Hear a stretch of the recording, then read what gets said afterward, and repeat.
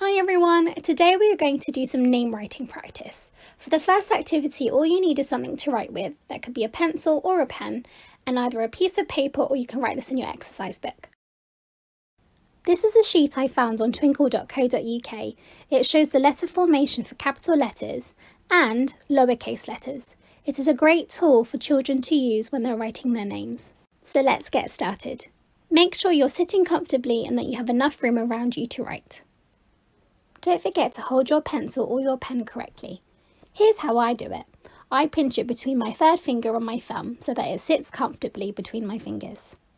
Let's start writing our name at the top left-hand side of the page.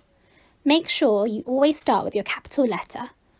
For my name, I'm writing Miss Villarin, so the letter I'm going to start with is a capital M. This is what I'm writing. Now I'm finishing the rest of Miss. Because Miss and Villarin have a gap in between, I need to remember a finger space. This is what I'm doing now. When you write your full name, you must remember to use a finger space between your first name and your last name. Even if you have a middle name, you always must remember to use a finger space between each part of your name. And don't forget your capital letters. Okay, so I'm just finishing off the rest of my name.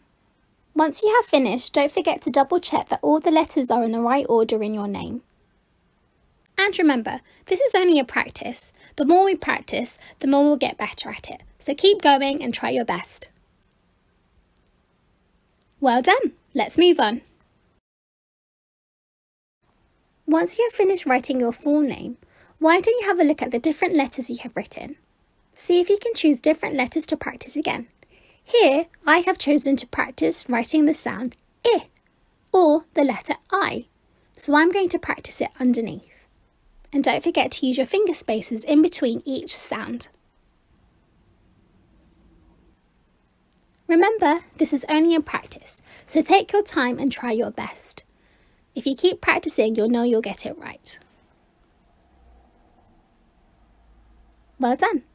Let's move on to the next activity. For this activity, we're going to practice putting the letters of our name in the right order. You need to write each letter of your name on small pieces of paper or post-it notes if you have any. Here you can see I have written the letters of my name on post-it notes. I have jumbled them up so that I can put them back in the right order. Once you're all done and you think it's really easy, why do you play a game with an adult or another person in your house? You can ask them to take one letter away and you have to guess which one they've taken. Don't forget to close your eyes so that you can't see what letter they've taken. Why don't you switch around and let them have a go?